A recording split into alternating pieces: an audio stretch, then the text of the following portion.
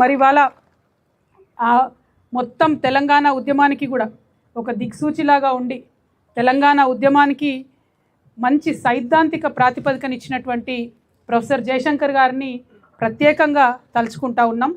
వారిని గత 12 సంవత్సరాలుగా మనము హైదరాబాదులో విగ్రహం పెట్టి గౌరవించుకోలేకపోయినాం. మనము తెలంగాణ జాగృతి సంస్థగా 4 జిల్లాల్లో జయశంకర్ సార్ విగ్రహాలు పెట్టుకుంటూ వారిని గుర్తు చేసుకుంటూ వారి పుట్టినరోజు నాడే తెలంగాణ జాగృతి యొక్క ఆవిర్భావ దినోత్సవంగా చేసుకుంటూ వారి స్మృతులను ఈ తెలంగాణ ప్రజలు ఎన్నటికీ కూడా మర్చిపోకుండా మన సంస్థ కాపాడుకుంటూ వచ్చింది. అందుకనే తెలంగాణ జాగృతి నుండి ప్రభుత్వానికి మేము ఒక విజ్ఞప్తి చేసినాము. ఇవాళ మరొకసారి మేము ఆవిర్భావ దినోత్సవ సందర్భంగా తెలంగాణ ప్రభుత్వానికి రాసినటువంటి లేఖలు ఇచ్చినటువంటి డిజైన్లను చూపిస్తూ ఉన్నాను. నేను ప్రొఫెసర్ జయశంకర్ గారి విగ్రహాన్ని ఈ విధంగా చేసి కనబడండి, మీడియాలో కనబడండి చేయలేదు, ఈ విధంగా ఉండాలి అని చెప్పి మేము ఇప్పుడు కాదు 2014 నుండి ప్రయత్నం చేస్తూ వచ్చినాం. ఆనాటి ప్రభుత్వం పట్టించుకోలేదు. 2017లో ప్రత్యేకించి మున్సిపల్ శాఖకు ఉత్తర ప్రత్యుత్తరాలు జరిపి మరి ఈ ప్లేస్ను ఈ ప్లాన్ను అన్నిటినీ కూడా ఇవ్వడం జరిగింది. ఇవాళ ఉన్నటువంటి ప్రభుత్వాన్ని మేము కోరేది ఏంటంటే ప్రొఫెసర్ జయశంకర్ గారు ఇచ్చినటువంటి ఒక సైద్ధాంతిక పునాది మీదనే తెలంగాణ ఉద్యమం గట్టిగా వేళ్ళూనుకొని నిలబడ్డది. దాన్ని ముందుకు నడిపించినటువంటి చోదక శక్తులు రాజకీయ శక్తులు ఉన్నప్పటికీ మరి సైద్ధాంతిక పునాది ఇచ్చినటువంటి ప్రొఫెసర్ జయశంకర్ గారి విగ్రహం మన రాష్ట్ర రాజధానిలో ఉండడం ఎంతైనా అవసరం. కాబట్టి ప్రభుత్వమే పూనుకొని విగ్రహాన్ని ఏర్పాటు చేయాలి. మేము మా సంస్థ ద్వారా ఇచ్చినటువంటి డిజైన్ మీకు నచ్చకపోతే అంతకన్నా గొప్పగా మీరు చేయాలనుకుంటే ప్రభుత్వం తప్పకుండా చేయొచ్చు. లేదు మా సంస్థకు జాగృతికి మీరు అవకాశం ఇస్తారు, మేము ప్రపోజ్ చేసిన డిజైన్ అంటే సంపూర్ణంగా ఖర్చంతా మేమే భరిస్తాం. ఆ తర్వాత ఎక్కడైతే విగ్రహం పెడతారో దాని చుట్టూ కూడా మెయింటెనెన్స్ ఏదైతే ఉంటుందో జీవితకాలం పాటు తెలంగాణ జాగృతియే భరిస్తుందని కూడా ఈ సందర్భంగా ప్రభుత్వానికి మేము విజ్ఞప్తి చేస్తూ ఉన్నాం. ఇవాళ మంచి రోజు, తెలంగాణ రాష్ట్రం సాధించుకున్న రోజు కాబట్టి ఆ అమరవీరుల స్ఫూర్తితోని ఆ ఉద్యమకారుల స్ఫూర్తితోని తెలంగాణ రాష్ట్ర ప్రభుత్వం ప్రొఫెసర్ జయశంకర్ గారి విగ్రహాన్ని హైదరాబాద్లో తక్షణమే ఏర్పాటు చేయాలని డిమాండ్ చేస్తూ ఉన్నాం. ఆగస్టు 6వ తారీఖు నాడు వారి జయంతి ఉంటుంది కాబట్టి ఆగస్టు 6వ తారీఖు లోపల విగ్రహ ఏర్పాటు కావాలి.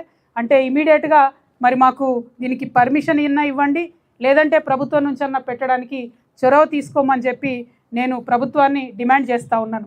మరి మున్సిపల్ శాఖ మంత్రి గారు ముఖ్యమంత్రి గారు ఉన్నారు కాబట్టి నిన్ననే మా ప్రతినిధులు వెళ్ళి మున్సిపల్ శాఖకు ఈ లేఖ ఇచ్చి రావడం కూడా జరిగింది.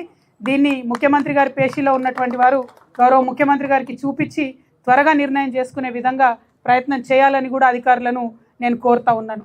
మరి అదేవిధంగా మీ అందరికీ తెలుసు, అనేక మంది there are many youngsters who are not a part of Telangana movement.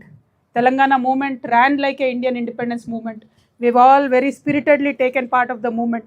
The youngsters who are right now, who probably were just a toddler or even a very young 4th or 5th class students, I want to request to all of you, today the Telangana that you are enjoying, that is because of the many sacrifices made by people across Telangana. June 2nd is not a holiday. June 2nd is a celebration of the sacrifices of all those very strong souls who gave you a beautiful state. You never faced the discrimination. You were never heckled for speaking in your own dialect. You were never heckled. You were never treated like a second grade citizen, because by the time you came into school or college, you have a free state, you have an independent state, and you could speak your mind. But I want to appeal to the youngsters that one should know their history, because knowing history is not living in the past, but it is understanding the cost of the present.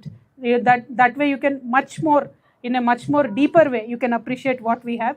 I am requesting all the Telangana youngsters to very actively participate in June 2nd, celebrate our state formation. It is as important as August 15th. అదే విధంగా మరి వాళ్ళ గౌరవ ముఖ్యమంత్రి గారు ఇచ్చినటువంటి స్పీచ్లో మేమందరం ఎదురు చూడడం జరిగింది. ఉద్యమకారులకు ఇచ్చినటువంటి మాటలు వారు ఏమన్నా నిలబెట్టుకుంటారేమో, ఏమన్నా విస్పష్టమైనటువంటి ప్రకటన చేస్తారేమో అని ఎదురు చూసినాం. కానీ అదేమి జరగలేదు. తెలంగాణ ఉద్యమకారులకు ఇవ్వాల్సినటువంటి ప్లేస్ కానీ మరి కేకే కమిటీ వేస్తే ఆ కమిటీ విధి విధానాల గురించి కూడా ముఖ్యమంత్రి గారు మాట్లాడకపోవడం నిజంగా దుర్మార్గం, శోచనీయం. మేము అందుకనే తెలంగాణ రక్షణ సేన నుండి తెలంగాణ వ్యాప్తంగా ఉన్నటువంటి ఉద్యమకారుల పక్షాన మరొక తెలంగాణ ఉద్యమం చేయడానికి సిద్ధమవుతా ఉన్నాం. మేము నిన్న ప్రకటించినట్టుగా జూలై 2వ తారీఖు నాడు ఖచ్చితంగా ఉప్పల్ బగాయత్లో ఏదైతే ప్రభుత్వ భూమి ఉందో దాని మీదకి వేలాదిగా లక్షలాదిగా జూలై 2వ తారీఖు నాడు మరొక భూ పోరాటానికి సిద్ధం కావాల్సిందిగా తెలంగాణ వ్యాప్తంగా ఉన్నటువంటి తెలంగాణ వాదులందరినీ కూడా కోరుతా ఉన్నారు. ఉద్యమకారులను కాపాడుకునేటటువంటి ఈ ప్రయత్నంలో, ఉద్యమకారుల గౌరవాన్ని, ఆత్మగౌరవాన్ని కాపాడుకునేటటువంటి ఈ ప్రయత్నంలో తెలంగాణ వాదులందరినీ కూడా ఆహ్వానిస్తున్నాం. ఇక్కడ జెండాలు ఎజెండాలకు తావులేదు. ఇక్కడ కేవలం తెలంగాణ వాదమే ఇంపార్టెంట్. తెలంగాణ కోసం ఆనాడు ఏ జెండా కప్పుకోనటువంటి వాళ్ళు ఎంతోమంది కూడా పోరాటం చేయడం జరిగింది. వారందరినీ కూడా మేము ఉప్పల్ బగాయత్కు జూలై 2వ తారీఖు నాడు ఆహ్వానిస్తూ ఉన్నాం. విద్యార్థి మిత్రులందరిని ఆహ్వానిస్తూ ఉన్నాం. మేధావులను ఆహ్వానిస్తూ ఉన్నాం. ఉద్యోగ సంఘాల వారిని ఆహ్వానిస్తూ ఉన్నాం. న్యాయవాదులను ఆహ్వానిస్తూ ఉన్నాం. పత్రికా మిత్రులను ఆహ్వానిస్తూ ఉన్నాం. యావత్ తెలంగాణ అంతటా ఉండేటటువంటి ఉద్యమకారులందరూ కూడా ఊరికొక్కరన్నా సరే సర్ది కట్టుకొని అన్నాడు బయలుదేరి హైదరాబాద్కు రావాల్సిందిగా నేను కోరుతా ఉన్నాను. ఎందుకంటే మరొకసారి మన తెలంగాణ పౌరుషాన్ని, ప్రతాపాన్ని చూపించాల్సినటువంటి అవసరం వచ్చింది. కాబట్టి జూలై 2వ తారీఖు నాడు మరొక మిలియన్ మార్చ్ గుర్తొచ్చే విధంగా తెలంగాణ బిడ్డలందరికీ కూడా ఉద్యమ స్ఫూర్తిని నింపే విధంగా ఉండాలి. ఉద్యమకారుల ఆకాంక్షలు పూర్తి కావాలి. కాబట్టి మేము చేపడుతున్నటువంటి భూ పోరాటానికి యావత్ తెలంగాణ కూడా కదిలి రావాలని చెప్పి మీ అందరినీ కూడా కోరుతూ